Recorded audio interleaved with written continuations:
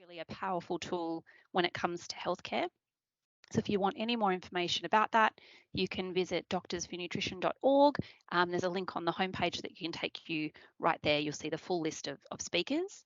I am joining Dr. Anise Taid and Dr. Gemma Newman to provide an overview as well of type 2 diabetes. So we're doing a bit of a deep dive and talking about how to turn the tide on type 2 diabetes. So for more information, definitely, if you can, join in on the conference.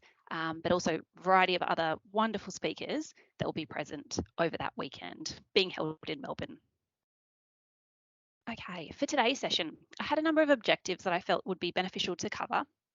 The first just being, a really nice overview of what is the prevalence of diabetes, how many people are actually affected by this condition, how it develops. Then talking more specifically about what's the relationship between food and diabetes. How can we use dietary change to put type 2 diabetes into remission? And talking in more detail about the benefits of a plant-based diet for diabetes management and remission as well, and how you can go about planning a nice, balanced, healthy, enjoyable, sustainable plant-based diet. Now, diabetes, it's one of Australia's fastest growing chronic diseases, with close to 1 million Australians estimated to have the condition, and that's diagnosed Australians. Quite alarmingly, 280 Australians develop diabetes every day. By 2031, that number, that 1 million, is projected to triple to 3.3 million. So quite alarming figures, quite an alarming common disease that exists within our community.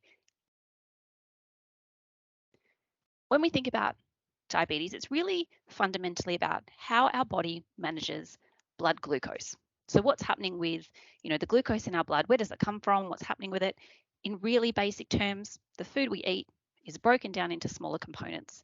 Our fats are turned into fatty acids, our proteins into amino acids, and our carbohydrate-rich food is broken down into glucose, a simple sugar. This glucose is really important. It's the main source of energy for our bodies. Without it, our brain doesn't work properly. Our muscles can't contract and move ourselves. Our organs can't function appropriately. So we really need this glucose. It's not a bad thing, but unfortunately, when things get a bit out of whack, we get some problems. In order to use the glucose that we get from our food and we've broken down, we need to get it inside of our cells. So this is where we get a bit of problem when it comes to diabetes. But talking more broadly, normal blood glucose management, we get the glucose from our food, it's broken down, we convert it into energy, but to do that we need insulin. That's a chemical messenger. It's produced by special cells known as beta cells in our pancreas. Our pancreas is alerted to the fact that we've eaten something carbohydrate rich, that this glucose is surging through our blood, and it's secreted into the blood as well. So it's there to accompany glucose to help with this process of getting the glucose from the bloodstream inside of our cells. What happens to do that is that insulin binds to a receptor site on our cells, acting like a key that opens the gates. An analogy that I'd imagine anyone who's looked at anything about diabetes before has come across, this concept of insulin being the key that opens the lock. When it binds, it opens up gates that glucose can flood into our cells, and that can be used to produce the energy that we need for all of our bodily functions. When it comes to type 2 diabetes, however, we've got an issue.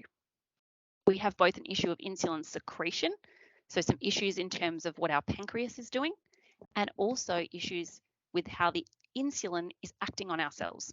So two separate issues that really prevent the way that our body can effectively move, transport that glucose and use it to produce energy.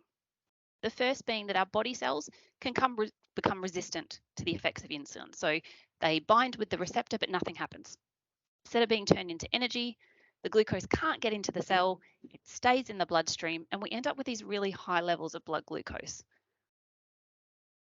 So you can see in the diagram there, we've got our attractive little pancreas at the top, our glucose floating around in the bloodstream and the insulin accompanying it. When it gets to the cell just can't do what it needs to do. The binding with that insulin receptor is blocked, it's not working, and that glucose just stays in our bloodstream. What happens here, and it's the second part of that process, so we've got insulin action not working, got insulin resistance occurring. But then the second half of that, this issue with the actual secretion of insulin happens because our pancreas keeps getting the message, hey pancreas, we've got all this glucose in the blood, we need to get it into the cells, we need more of this insulin. So it just keeps pumping out more and more insulin to try and bring those blood glucose levels down. Over time, however, as you can imagine, these poor little beta cells are producing all of this insulin, they get worn out. So what happens here is that by the time we're getting a diagnosis of type 2 diabetes, where we're seeing the effects of that, these poor little beta cells have been lost, they've been destroyed. Most people will have lost 50 to 70% of their insulin producing beta cells by the time they're actually diagnosed with the condition. So they've been working away really, really hard, and it just gets to the point where they've lost the ability to do what they need to do.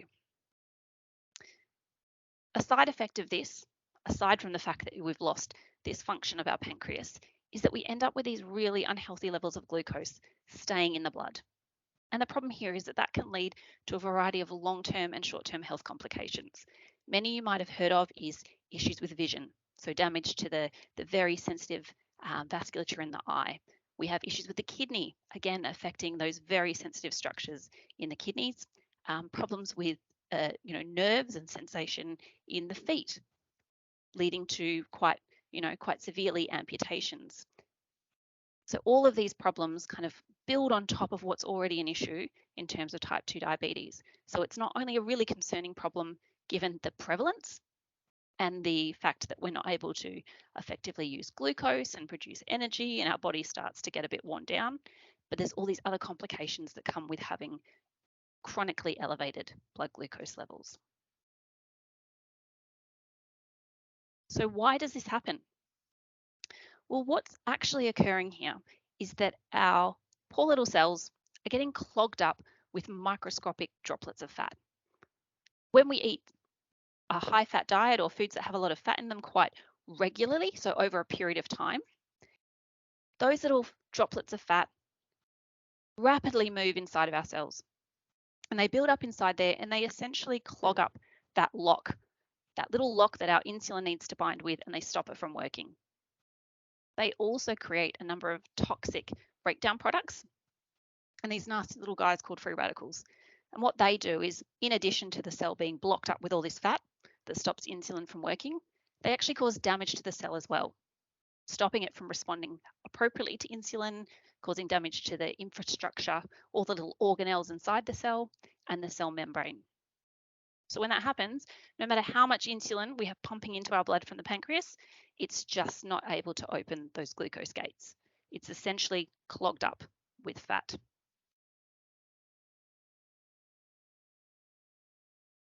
Given that glucose comes from the food we eat, and the fatty acids and the little fatty microscopic particles of fat come from the food we eat, it's quite almost common sense that diet is going to play a role here in diabetes management. And what we found with major long-term studies is that people with the highest intake of animal products have the highest risk of developing type 2 diabetes. In contrast, people with the lowest intake of animal products have the lowest risk. And you'll see that represented in the graph on the side there, so showing type 2 diabetes prevalence among different dietary groups. What's important to note here is that this graph has actually been, or that the study adjusted for differences in a variety of factors that can also play into your risk of developing type 2 diabetes. So that's things like body mass index, how much body weight you're carrying. It adjusted for age. As we get older, our susceptibility to disease increases, so it adjusted for that. It is adjusted for sex. Certain conditions affect men versus women differently. So again, that had been taken out of the equation. It had really been drawn down into differences of diet. And you can see there the red bar being our, or the non-vegetarian group. And just to provide a bit of context too, this study, which you may have heard of before if you've looked into some of the really key studies around diabetes, was from the Adventist Health Study. It looked at 61,000 individuals, so a really big group of people. And what they found is that in those who followed a mixed diet, omnivorous diet, non-vegetarian, they had a 7.6% higher risk of developing type 2 diabetes. And with a stepwise manner as animal products decreased from non-vegetarian, so mixed diet, including an omnivorous dietary pattern, down to semi-vegetarian, where they ate animal products on occasion, to pesco-vegetarian, those who consume fish and seafood products, lacto-ovo-vegetarian, reduced risk again, those people who follow a diet where it includes plant foods plus milk, dairy products and eggs, down to the lowest group with 2.9% risk being the vegan group.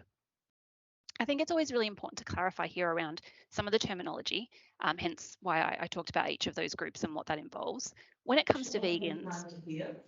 Sorry. I'm actually finding it hard to hear. Is it possible for you to speak a bit more slowly and clearly? Sure. Yes, absolutely. So in terms of those groups, it's quite important to clarify what each of those mean, and that being specifically around vegan diets in research studies. A lot of different terminology is used when it comes to vegan diets. They're really talking about a plant-based diet, one that includes fruits, vegetables, whole grains, legumes. And the reason why it's really important to be quite clear on what they mean by that is that nowadays we have a wide range of products showing up almost on a daily basis that are classified as vegan friendly or plant-based that wouldn't necessarily fit the description of vegan according to a lot of these studies of the health impacts of this style of eating. So you can see as the number of animal products is reduced and really the diet becomes centered around a wide variety of whole food, plant-based foods, we have a significant reduction in diabetes risk. So why is it that a diet that has animal products in there increasing the risk of diabetes? Well, there's a number of factors that have been implicated in this increased risk.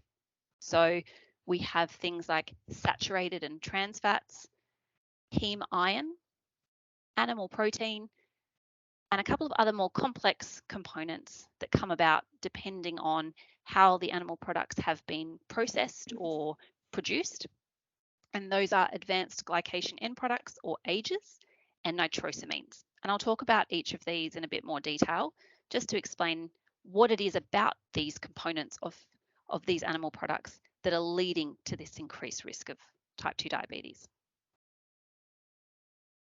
In terms of saturated fats, they're found predominantly in animal products and also processed foods. So it's important to really emphasize the point about vegan diets and the health implications by considering, well, what do we mean by a vegan diet? What foods are included and which are not? So we can find a lot of processed vegan products or plant-based products, but these would not be delivering the same health impacts as the diet that's been studied. So with saturated fats, the problem here is that they readily enter cells. And what this does is it very easily increases the level of intracellular lipid. So those fats I talked about before that are getting into the cells and clogging up that lock that insulin is trying to bind with. So what happens here? We have a blocking of insulin signaling leading to insulin resistance. And that was that first issue in terms of type 2 diabetes that's happening. The action of insulin is ineffective. We've got insulin resistance. Our cells are not responding to the insulin that's being produced by our pancreas. The other thing that studies have found about these saturated and trans fats, the type of fats that are found predominantly in animal products, they're likely more solid at room temperature. So they're things like, butter, cheese, again, very high in saturated fat. And in terms of processed foods, the things added to those, they're actually more metabolically harmful. So they cause great harm to the way our body metabolizes and functions than other types of fats. So our mono unsaturated fats and our polyunsaturated fats haven't been shown to have the same impact, even simple sugars. So the things that are really quite often, labeled as the culprit for type 2 diabetes are not as harmful as these saturated and trans fats that are found in animal products. In terms of other impacts, the other issues with saturated fat is that for people who are already living with diabetes, these saturated fats, or having a diet that has a lot of these foods that are very rich in this type of fat, they have an increased risk of mortality when they replace carbohydrate-rich foods. So what I'm really speaking to here is that if you are living with diabetes and your diet is very high in animal products or processed foods, you have an increased risk of death when those particular products are replacing whole grains, vegetables, fruits. So that essentially is, I suppose, representative of a keto diet or a low carbohydrate diet. So that is one of the dietary patterns that can be adopted by people following like a diabetes diet. But what we're actually finding with that is that as you replace these healthy carbohydrate-rich foods, your risk of death from complications associated with type 2 diabetes increases. So really quite concerning there. The next factor that comes along with animal products exclusively is heme iron. So in our diet, there's two types of iron. We have heme iron, which is found exclusively in animal products. It's very rapidly absorbed by our body, brings our iron levels up very quickly. And the other type is our non-heme iron, found in plant foods. This non-heme iron is given a bit of a bad rap because it doesn't get absorbed as quickly by our bodies. But what is actually the case is that our bodies are a lot more sensitive to the non-heme iron and therefore can regulate our levels a little bit better. But I'll talk more specifically about heme iron and the issues in terms of its effect and its role in the development of type 2 diabetes. So what we found is heme iron acts as what's called a Okay, so heme iron, very inflammatory. It triggers these free radicals, oxidative stress, and inflammation in our bodies. So what's happening here is in the picture that you can see on the slide is we have a normal cell with its cell membrane and all of the organelles inside of the cell nicely intact. They're all looking nice and healthy. What happens is when we have this production of free radicals, they come in and they start to destroy our cells. So we've got some cells there, or a cell there being attacked by free radicals. They're damaging the cell membrane, stopping the cell's ability to regulate what's coming and going. They start to damage the organelles or the little components within the cell that do all of the cell's work, and can even go in and start damaging the DNA, which is held within that little bubble, the little nucleus within the cell. And that's where we end up with some really concerning outcomes. Damage to DNA can lead to so cancer and variations in the way that our bodies work. So really not a great thing at all. What happens is that heme iron doesn't only produce these free radicals and increase inflammation in the body, but it also interferes with the way that our cells store glucose and how the liver reacts to the levels of glucose in our blood. And what we've found is that it actually causes the liver to release glucose that it's storing. Our livers hold on to some glucose to help us out when we're in between meals. And what it does with this damage or the trigger from heme iron is it releases this glucose into the blood even when it's not required. So we can already have high levels and the liver is triggered to release more, causing obviously those concerns we talked about before with elevated levels of glucose staying really high for a long time. So damage to really delicate structures, our nerves, our kidneys, things along that line. And because of that, it can also cause damage to the beta cells of the pancreas itself. So they're cells like all others, and they can also be damaged by these free radicals, these unstable little atoms, which bounce around our body, sort of like raggedy, rusted little balls bashing into the cell walls, bashing into our vessel walls, causing this cascade of inflammation that we're seeing with oxidative stress. So really not great. The next factor about animal products that has been shown to be of concern when it comes to insulin sensitivity or developing insulin resistance is a high intake of animal protein, so the protein itself. And what that's been found to do is actually reduce your cell's ability to respond to insulin by as much as 25%. With every 10-gram increase in animal protein, studies have shown an increased risk by 5%. So for every 10 grams, the risk of developing type 2 diabetes goes up by 5%. If you were to swap that animal protein for a plant protein, it actually reduces the risk. So in doing a simple swap of animal protein sources for plant protein sources, we end up turning the tides completely. For every 5% of energy from animal protein that you swap with plant protein, there's a 23% reduced risk of developing diabetes. So quite remarkable. What studies have found is that soy protein is really great at doing this, at improving insulin sensitivity. And when I talk about soy proteins, I'm referencing things like tofu, tempeh, edamame, whole soy products, soy milk made from soybeans. Those things have been shown to be really effective at improving our cells' ability to respond to insulin. So why is this the case? Why is soy so good? Well, it really comes down to its high levels of phytonutrients, and phyto being like plant-based, nutrient obviously being something beneficial, specifically isoflavones. So these are phytonutrients found in soy foods that are helpful in reducing inflammation. So it's kind of a bit of a double-sided situation where we have a reduction in harmful animal protein, which increases the risk. So if we take that out of the equation, we've got a benefit anyway.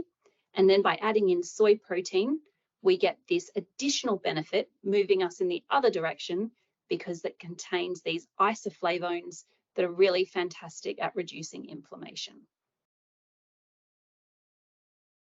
Moving into the more fiddly bits of the animal products that can increase risk, advanced glycation end products are the result of when we cook animal proteins at really high or dry heats, and it causes these ages to be produced. Just like heme iron, they cause oxidative stress and inflammation in the body.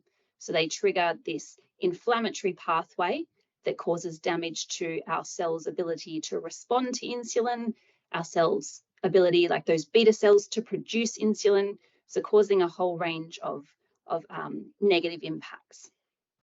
They've also been associated with a range of other issues, the complications of diabetes. One of those listed there, cardiovascular disease, is a big complication of type 2 diabetes, but as well as Alzheimer's disease and just general aging. So not great things all around. Finally, when it comes to animal products, is nitrosamines. Now, much like advanced glycation end products, there's a little bit of a change that's involved to produce these. What happens is that nitrates are added as a preservative to processed meats, things like sausages, hot dogs, cured meats, your ham, salami, etc. They're added in there. They help to keep the products that have been used a good color. So it keeps, in sausages, it keeps the animal protein looking pink versus it going grey and unappealing. It also stops the animal protein from becoming rancid tasting. So it's acting as a preservative to preserve freshness. And they also act to prevent the growth of harmful microorganisms, so harmful bacteria like botulism from being able to grow in these products. The problem here is that these nitrates react with other substances that are found in the meat and they form nitrosamines. Nitrosamines are real bad guys. They generate free radicals in the body that leads to oxidative stress, inflammation, insulin resistance, all of the stuff that I've talked about in terms of your heme iron, the advanced ligation end products. Same pathways causing these problems with how our cells respond and the damage that's caused to them. Nitrosamines are particularly nasty. They're toxic and they can cause direct damage to the pancreatic beta cells as well. So we've got that same effect, affecting insulin resistance and also affecting your pancreas's ability to actually produce insulin in the first place. So knowing all of this, what is the approach to managing diabetes through diet? Well, it might be quite surprising to hear that diet and lifestyle change is actually recommended as first-line therapy for all newly diagnosed insulin resistance and type 2 diabetes. So when someone is diagnosed with prediabetes or type 2 diabetes, the first-line therapy that doctors should be encouraging patients to follow is diet and lifestyle change. Unfortunately, this doesn't follow through in practice a lot of the times. And what people have reported is that only about 5 to 10% of patients are given the option of changing their diet or their lifestyle before being prescribed medications. Typically, with a new diagnosis, it might be something like metformin, an oral hypoglycemic agent, or if the condition is more advanced, moving on to things like insulin. So really what we should be seeing amongst GPs and how they're managing this condition. Step one, let's talk about diet. Let's talk about lifestyle change. When it comes to the traditional approach to diet change, it's been all about counting carbohydrates and reducing portion size. So if you've been living with diabetes for some time, you are likely already familiar with this process. You might have been given a booklet. It shows a bunch of carbohydrate-rich foods and how many carbohydrate exchanges you need to incorporate across the day. Now, although this is really helpful in managing blood glucose and by being mindful of food intake and portion size, we have seen some reduction in weight with this approach.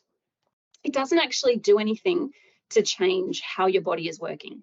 So it's kind of a bit of a band-aid effect, so to speak, that it's helping a little bit, but it isn't really getting down to that root cause.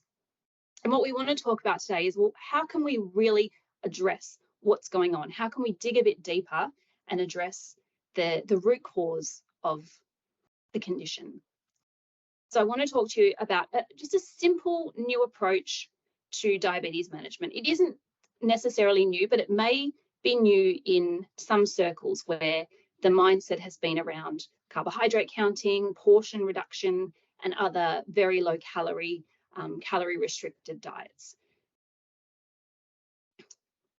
As I've mentioned before, we've got a lot of scientific evidence that shows plant-based diets and those where they are abundant in plant foods are really effective in treating type 2 diabetes and its associated complications, things like cardiovascular disease, as I mentioned, and all of the microvascular complications that come along with diabetes too. What I'm talking about here when I say plant-based diets is these whole food plant-based diets that emphasize legumes, whole grains, vegetables, fruits, nuts, and seeds in small amounts. So heaps of legumes, chickpeas, black beans, lentils, all of that amazing stuff, your whole grains, brown rice.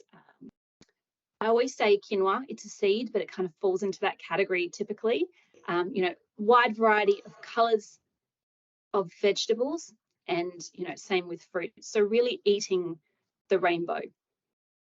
The reason this works is these foods not only maximize a bunch of protective qualities that come with eating this way, but they also exclude animal-based products and highly processed foods that we've just talked about and explained the fact that they promote inflammation, which is no friend when it comes to diabetes or any other condition.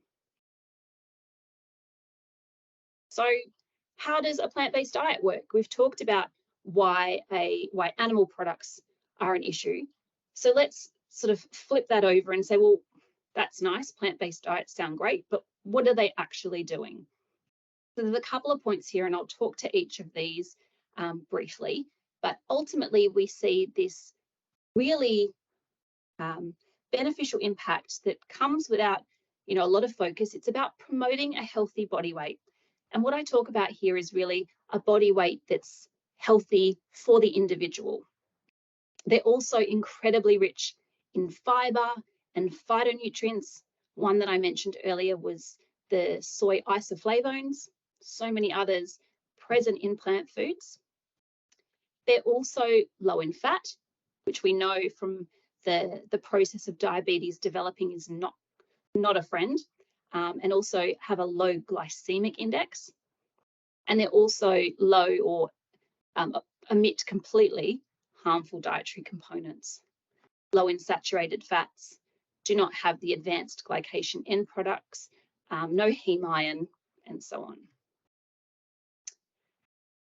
So how do plant-based diets help with weight management? Well, they essentially provide a lot of volume, a lot of nutrient density, but are very low in overall caloric density. Because of their fiber content, they make us feel full quicker, so we have improved satiety. And they're also really helpful in promoting the proliferation of the good gut bacteria, our favorable gut microbes. Why is this important? Well, weight management plays a really important role in improving insulin sensitivity and the way our body regulates glucose levels. For one, being lower in energy density, we're not ending up with a buildup of fat inside of our cells. We're also eating foods that do not necessarily dump a heap of glucose into the bloodstream all at once and then sort of say to our pancreas, well, go for it, work it out. The problem with this excess body weight in connection with type 2 diabetes is that it actually increases the risk of cardiovascular disease and all-cause mortality. So any other factor that could cause death amongst people with type 2 diabetes. So to give a bit of a picture of what I'm talking about in terms of the benefits of plant-based eating with weight management and feeling fuller for longer, feeling satisfied, having more nutrient density versus caloric density. We can see a couple of images there, 5 across with the different amounts of food and the different ways that our stomach would be filled with 500 calories of each of these things. So the first there in the yellow, the oil, that would be 500 calories of oil. Tiniest little amount, very energy dense, contains fat, some other little components in there, but largely just a source of dietary fat. Cheese, again, incredibly energy dense, very high in saturated fat, not providing a huge amount of sense of being full. Meat is next along. You'll see far less of that with 500 calories versus grains and beans, our whole grains there, wholemeal bread, starchy vegetables, brown rice, quinoa, burgle, amaranth, all those different types of grains. And lastly, our fruits and veggies. So high in fiber, packed with beneficial phytonutrients, and are going to keep us feeling fuller for longer with the amount of food you would eat to meet that 500 calorie target.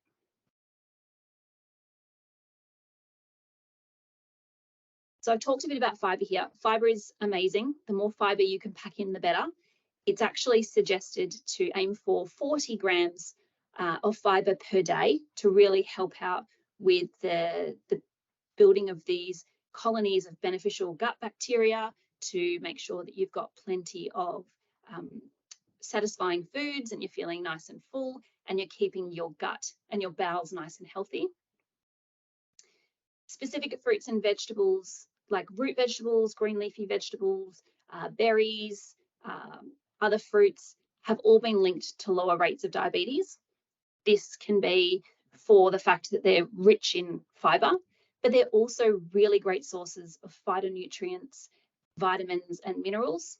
Berries are always given a really great rap. They're really high in antioxidants. Apples too are equally great for antioxidant content. Green leafy vegetables are filled with beneficial components that help keep our blood vessels nice and elastic and responding well to changes in blood pressure. And lastly, legumes. I love legumes. They always get a bit of a hard time because they can cause a little bit of gassiness, but they are amazing sources of so many different components. They are high in protein, so a really great option for making sure your meals are healthy and balanced and satiating. They're full of fiber. They're packed with iron and zinc and calcium. They improve insulin sensitivity, and they protect us against the development of other chronic diseases, including metabolic syndrome, which can be a buildup of body fat, dysregulation of insulin sensitivity, of the way our hormone system works. So they're really fantastic. And I always say, the more you can pack in, really, the better. They're amazing. I should be getting some type of commission from the Grain and Legume Council for the praises I sing of legumes all the time. Next, in terms of eating plant-based, it's about whole food, plant-based foods. It's also about making sure that you're keeping vegetable oils that are derived from plants, but keeping those on the low side. They do contain some really wonderful essential fatty acids. They have less saturated fat than things like, butter and lard and cheese and those animal sources, excluding like your coconut products and your palm products. But they really need to be kept to a minimum to reduce the amount of intracellular fat. We don't want this buildup of fats inside of our cells. That's fundamentally what's causing us the issues with our body's ability to respond effectively to insulin. So the more of these foods that we add in, they're adding more of these little fats to our blood vessels. They're adding more energy to our diet. As we saw from the pictures of the stomach, they contain a lot of energy. And they're also displacing other healthy foods. Now, I know it might seem like you have plenty of time to eat across the day, but when you think about packing in as much of the beneficial stuff as you can, you don't want anything creeping in there that might be displacing something that's a little bit more enjoyable or healthy or supporting you to better manage your condition. So focusing in on those whole plant foods is really essential. Fats don't contain any fiber. They're a really concentrated source of energy, so really best to be kept to a minimum, and ideally using the whole plant food alternative. So instead of going for olive oil that you're adding to a salad, choose some really nice olives to go in instead. You're getting the fiber and a bunch of other nutrients that may have been lost as a result of the processing. Choose some nice nuts and seeds to sprinkle over the top of something instead of adding in, an oil. Lastly, I'll talk very briefly about glycemic index. It's something that's covered in a variety of different areas, and it's simply about the types of carbohydrate foods you're choosing. Carbohydrates, as we initially discussed, get broken down into glucose.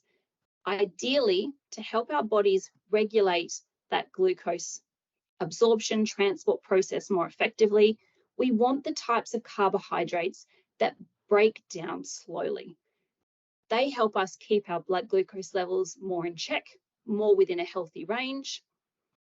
They also make us feel fuller for longer versus these high GI carbohydrates that get broken down really quickly with this really rapid boost of blood glucose levels and a rapid fall again, and leave us feeling like, oh, when is the next time I get to eat something? So we want these nice complex carbohydrates, these nice low GI sources to keep us feeling fuller, to be providing all of the fiber and energy that we need for sustained movement and thinking and all the things we need to do across the day. And this just gives you a bit of an overview of what I'm talking about when it comes to high GI and low GI food. You can see there in the graph, we've got blood glucose levels, and on the other axis, we have time, in hours. So a definite peak and drop when it comes to our high GI foods versus a more sustained release when it comes to low GI foods, our whole grains, our vegetables, fruits in their whole form, things that are containing a bit of fiber, slowing that process down. The last slide that I included there was just about the fact that plant-based diets, those that exclude animal products, avoid those harmful dietary components that we've already discussed. So you're having a substantially lower amount of dietary fat, specifically the saturated and those trans fats, no cholesterol. There's no cholesterol in plant-based foods, no animal protein that's putting, no, am I good to keep going? Yes. Yep, okay. No animal protein that puts an additional strain on the kidneys that can cause them harm. And we're getting plenty of fiber. We're getting plenty of healthy carbohydrates that our bodies actually need to do what they need to do. So we're fueling them appropriately. So if I haven't sold you on plant-based diets just yet, well, here's a couple of other features of this way of eating. We don't have to limit calories. We don't have to count carbohydrates. We're not talking about reducing or restricting portion sizes.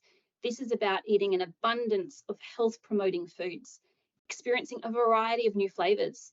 It's amazing once you take sort of your high sugar, high salt, high fat foods out of the equation, how much more sensitive your taste buds become to these new, more delicate flavors of plant-based foods. It can be really motivating to adopt a plant-based diet or plant-based way of eating because you'll see improvements in other features. Not only would you experience an improvement in your glycemic control, but also a follow-on effect being potentially weight loss, obviously depending where you're at and whether weight loss is something that would be healthy for you, and likely an enhanced quality of life, which we often see with any type of change. Once we change one thing and we're feeling better about that, it makes us feel empowered, and we can then look to change other things as well. In saying all of this, I really want to reinforce plant-based diets are absolutely nutritionally adequate. They provide many health benefits for the prevention and treatment of a variety of chronic diseases. They are supported by dietetic associations around the world. The British Dietetic Association, the American Academy of Dietetics, Dietitians Australia, all have position statements, so all have come out to say that a plant-based diet is nutritionally adequate when well planned at any life stage, during infancy, during older years, during pregnancy, for active adults, more than capable of providing everything you need to meet your needs at these different stages of life. So how do we get started? The first thing that I think is always a great thing to do is to start to explore the wide variety of plant foods. Plant-based diets are always looked at as, oh, restrictive, I have to cut things out, I have to, stop myself from eating this, that, or the other. But let's refocus. Wait a second, the number of foods that we're talking about not being great for health is very small compared to the plethora of plant-based foods that can be incorporated into your diet. A fun little activity here can be even just to track over a couple of days or a week how many plant-based foods are actually part of your diet, seeing how many you've got to start out and challenging yourself. How could I add 5 more? How could I add 10 more? Each week increasing, or each couple of days, adding in a few more plant foods until you've got this amazing variety of plant foods as part of your regular pattern of eating. And it can be quite a challenge to reach the end of that with so many different options that you can look to add in or swap in or change out. The first thing really though is about displacing animal products. It's not about necessarily cutting them out. I don't really like to sort of say it's about restricting or eliminating or cutting out. It's about pushing them out the way so that you can pack in all of this good stuff. This good stuff needs to come in, it needs a spot, and at the moment those spots are being filled by other foods. So let's push out those animal products to make space, to make room for these healthy legumes, whole grains, fruits and vegetables. In doing that, we want to make sure that we're keeping these high fat foods on the low. So nuts and seeds in moderation, small amounts of those used as a garnish, but they're not, you know, a food as a whole snack or a large part of a meal. They're just to provide a little bit of textural interest. And then really focusing on, well, where is the other fat in our diet coming from? How could we limit that? Swapping oil that you might naturally just splash in the pan before you start cooking with a bit of low sodium vegetable broth or even a splash of water. Simple changes like that can really help to bring down the fat content of your diet very quick and easily with very little change. By eating more plant foods, you're filling up on fiber. Choose the low GI options, these complex carbohydrates that are packed with fiber, our whole grains, our vegetables, our starchy veg. And lastly, just as a little addition, it is important to keep in mind vitamin B12. This is the only nutrient that you will not be able to access by eating a exclusively plant-based diet. It's produced by bacteria. It's a byproduct of that. It naturally occurs in the intestine and in the soil, so in animal intestines, including our own, and in the soil. When you eat animal products, you're able to access the B12 that's present in their flesh. You can access a little bit from your intestine yourself, but they're not sure about the amount. So really that's best ignored and really focusing in on, well, where am I going to get the little bit of B12 that I need?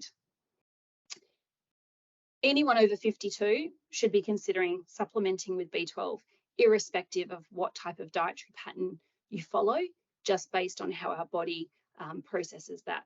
So if you want a bit more information on B12, perhaps we'll set that aside and you can ask me a question specifically on it, but I'll move on from there rather than getting too deep and dirty with the B12.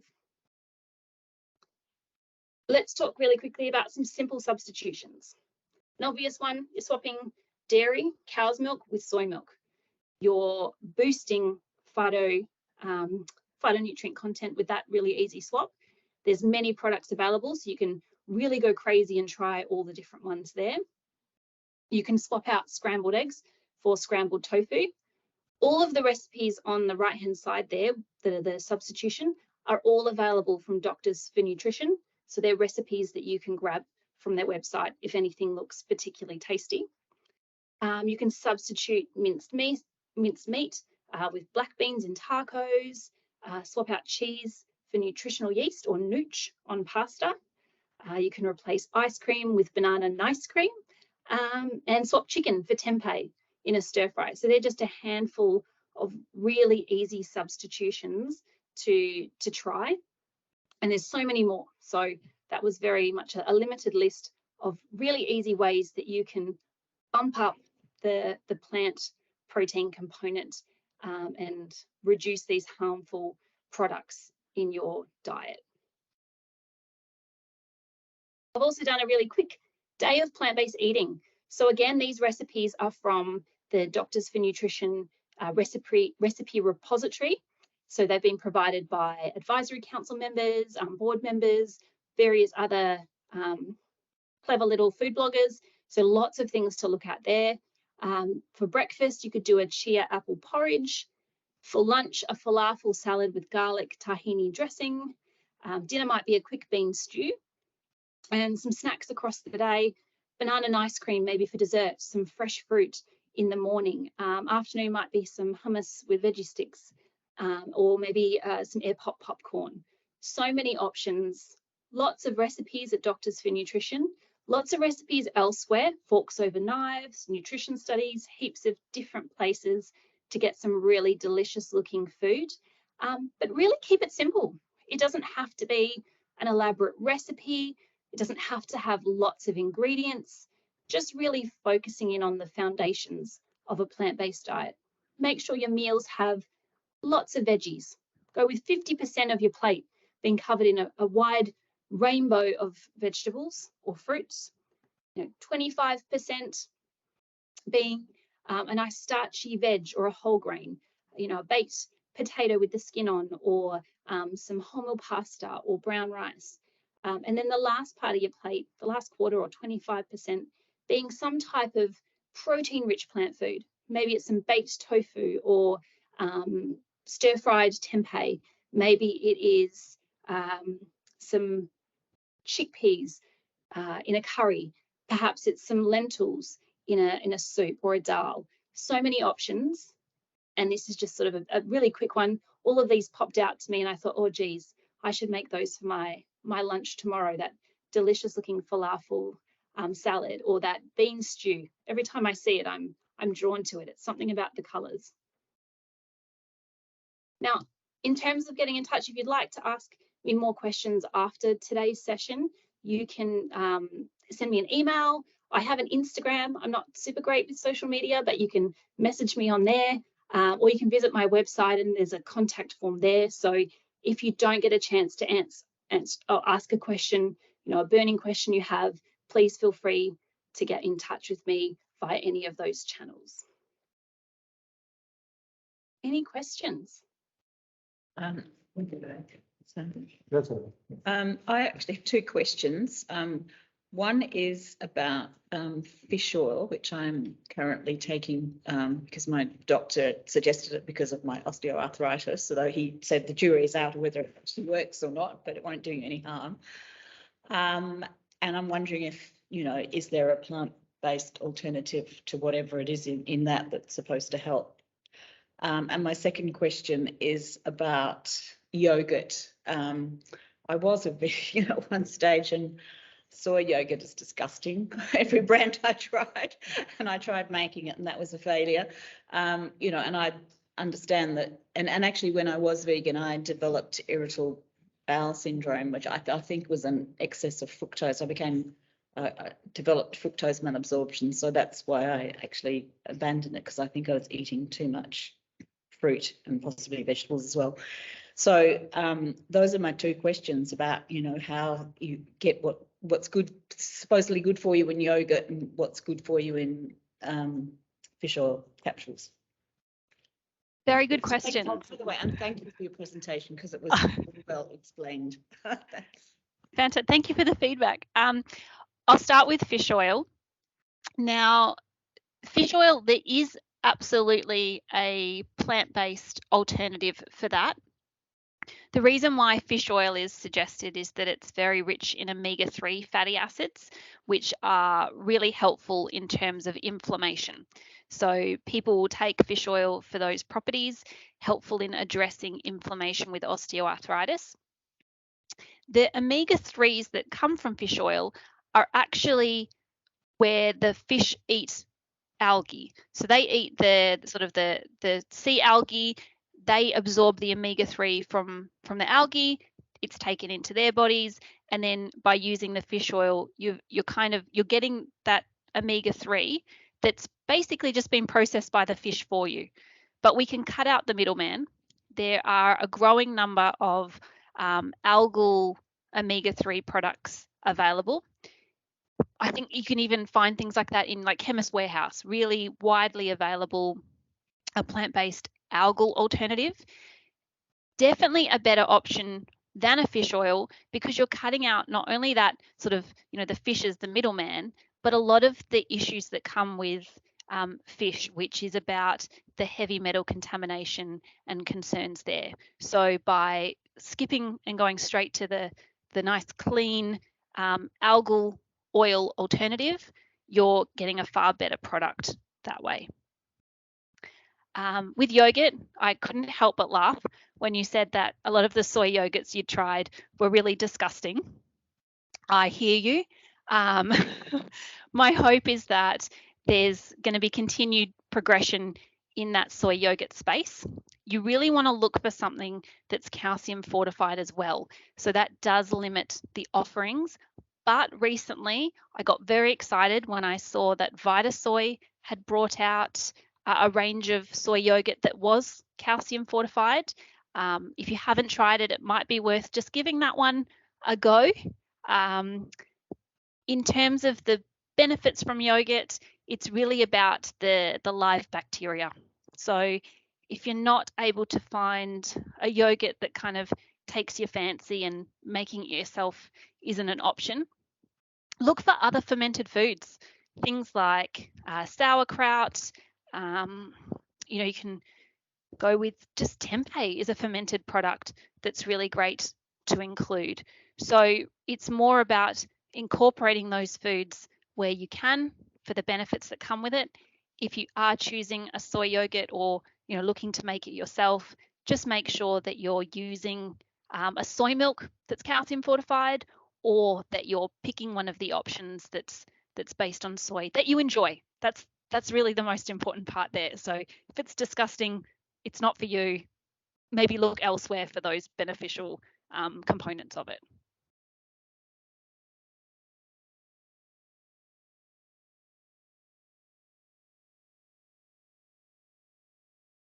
Good day there. How you going? I was just wondering a bit with the B12, how often would you have to take B12? I know some people say that it's just like expensive pee if so I was just wondering how often. I'm taking it once a day. Is that too much? Thank you.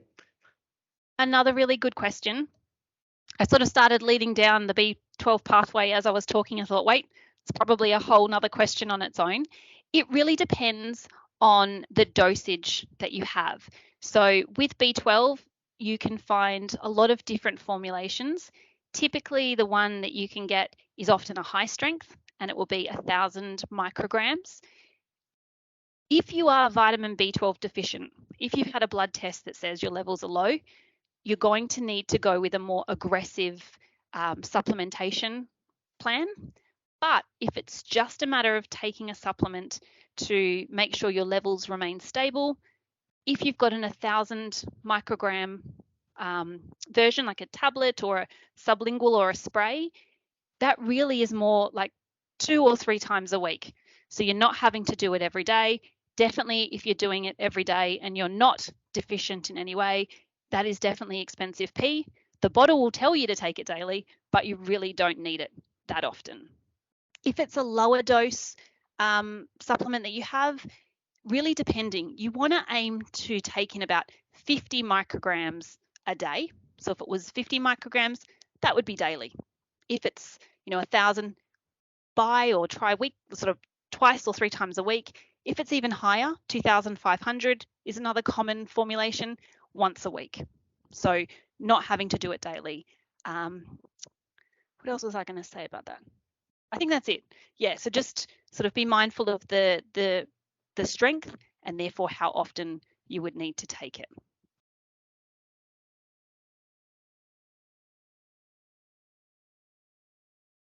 If one was going to eat fish, what would be an acceptable portion or amount, say, on a weekly basis? And are there any kinds of fish that are better? I mean, obviously the oily ones are good, but and for example, just tin fish, tin tuna or whatever. Could you just explain what you feel about those? Thank you. A good question. In terms of incorporating these foods, I'd always be advocating for your diet to be, predominantly plant-based. The things that you can get from animal products can be found in plant foods. If you're incorporating fish, I'd be keeping that to, say, one serve a week. Obviously, fish is the same as red meat, is the same as poultry. As you increase the animal protein content, the risk of diabetes increases in line with that. But it's really more about what you're doing the majority of the time. So if you're incorporating it once a week, I'd be saying looking at it as one portion of fish that you're incorporating, picking one that is your oily fishes will give you the opportunity to incorporate some omega-3s. So you're getting that benefit from those. But I'd be saying avoiding the higher order fish that also come with some issues around, a buildup of toxicity, a buildup of heavy metals. Does that answer your question? Okay, perfect.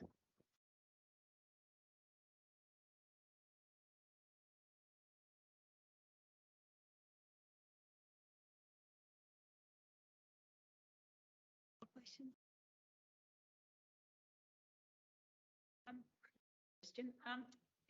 You talked about, you know, not eating processed foods and how plant-based foods can give you everything you need. And then you've said you should be having calcium fortified soy products. So I'm just wondering that to me is sort of doesn't quite fit. Why would you, wouldn't it be better to get your calcium from food than from supplementation? Absolutely. That's a really good question. When it comes to processed foods, excuse me, you can really consider anything that's been taken from its natural form to be processed in some way. To clarify, where I'm talking about processed foods from a health perspective, it's about those highly processed foods that really don't resemble the original product in any way. It's like your chips and snack foods, convenience items that have been had, salt and sugar and fats and a variety of preservatives and things added to them. But in saying that, absolutely, getting your calcium from whole plant foods, fantastic. Sort of like the ideal end of the spectrum. However, it can be really helpful to get some of your nutrients from products where there's been a bit of fortification. So the addition of calcium to soy milk is just a way to sort of help make sure you're really boosting your levels. So I'd consider that not so much about it being a processed food and having any adverse health effects. It's more just, a type of food that occurs in other ways. We manipulate other food products to make sure that they're rich in things like folate or iodine. It's very much the same type or kind of category of foods that wouldn't necessarily fall into that group of process that I'm talking about when it comes to diabetes. But yes, dark green leafy vegetables, legumes, amazing sources of calcium, pack those right in. But if you are choosing a soy milk product, it can just be helpful to have that additional supplementation or fortification, I should say, coming in there as well.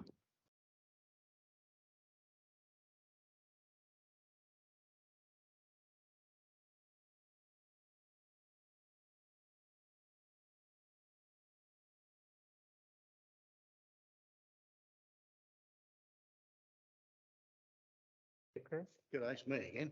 I was just wondering, is there any guys like yourself down in, this way, like Melbourne way, who sort of practices this way of eating? I just find it very difficult because I've got type 2 diabetes and I've been I've cut out all meats altogether and I've been eating this way, but I keep going back to chips all the time. I can't get out of the chips, the fried chips, that is. And I think I just need some sort of guidance. Is there any people down this way that can who can steer me in that right direction? Because my GP is, she's just puts her hands up and makes it all too hard for her. Oh, never good to hear that you're having a bit of a struggle with your usual GP, but there are a number of plant-based doctors and plant-based dietitians like myself across Australia. In terms of GPs and dietitians, Doctors for Nutrition have a really nifty directory of plant-based practitioners or plant-based healthcare providers on their website. It's a new feature. They've got a collection of people. It will tell you where they're located, what their areas of interest are. So that's a really good first port of call. There are advisory council members who are doctors and dietitians for Doctors for Nutrition who, practice in this space, obviously. Dr. Peter Johnson is a dietitian who's located in Melbourne. I think Dr. Adrian is located in Melbourne as well, but I'm not too sure because we're all around Australia. I don't exactly know where everybody falls, but if you check Doctors for Nutrition, they've got the Advisory Council who all are exclusively plant-based and can help you with that. But there's a range of other providers that are being added to the directory as well. So you should be able to find someone who perhaps is close by and fits what you're looking for.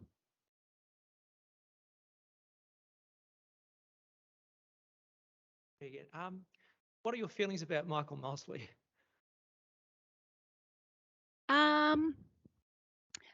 I don't follow his work too much. I find myself shouting at the TV a lot of the time when I watch things about healthcare, sometimes where it's sort of a bit of a contradiction to what the science is saying. The one thing I think is really important is to make sure that we're not demonizing healthy foods. And what I'm talking about there is that, you know, fruits and vegetables and whole grains, these nice carbohydrate-rich foods are really important to incorporate in a healthy, balanced diet. If we exclude those, we are not addressing the issue. It's very much a Band-Aid approach in a lot of cases.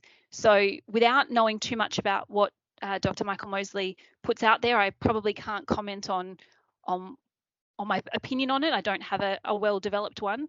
I just really think that it's important that we have, you know, a very liberalized diet, and anything that might interfere with or contradict the science is perhaps best not followed. Although popular on TV, I think let's really focus in on what the science is telling us. Probably not a very helpful answer. I'm sorry.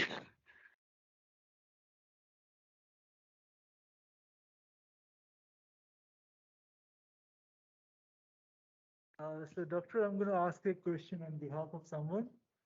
So they're saying that they have to do long periods of fasting for medical reasons. And what's a good food to eat when coming out of this long fasting? That's a very good question, and it really ties back to what I mentioned around really making sure that when you are eating, you're packing in a lot of the good stuff. If you have a very restricted time frame for eating, it can be quite hard to make sure you're getting everything you need. So you need to be quite strategic about it. I would say when coming out of a fast, make sure that you've got some really great sources of carbohydrate-rich food, whole grains, fruits, you know, depending on the time of the day and what meal that would likely be, you know, picking those and combining them with a really nice source of plant-based protein. So if it was a breakfast meal, maybe doing, you know, some baked beans, some homemade baked beans with, you know, some nice grilled vegetables or something where you've got some protein and some carbohydrates together. The reason why I suggest that combination is that it will provide the fuel, the building blocks to really replenish the stores that would have been used up during that fast, so that you've got lots of good things coming in all at once. They'll also balance each other out and make sure that your blood glucose levels remain nice and stable as well.